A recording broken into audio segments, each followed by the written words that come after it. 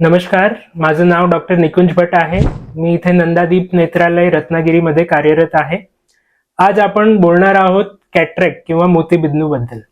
सर्वात प्रथम, वयानुसार होणारा मोतीबिंदू हे कुठलाही आजार नाहीये. हे वयानुसार होणारे डोळ्याचे लेन्समध्ये होणारे चेंजेस आहे. सो जन्मापासून आपली लेन्स जे पारदर्शक असते ते वयानुसार थोडी थोडी अपारदर्शक होऊन जाते किंवा ते पांढरी होऊन जाते. त्यांना आपण मोतीबिंदू म्हणतो.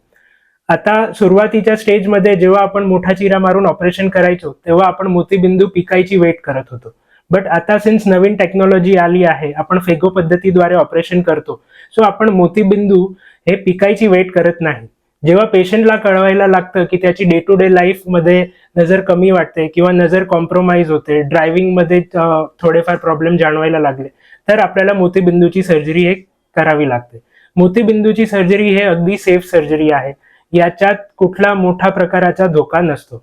आपण जे भगवाननी दिलेली अपारदर्शक लेन्स जे झालेली आहे ती आपण लेझर मशीनद्वारे काढून टाकतो आणि त्याच्याऐवजी नवीन दुमडणारी कृत्रिम लेन्स आपण डोळ्यात टाकतो.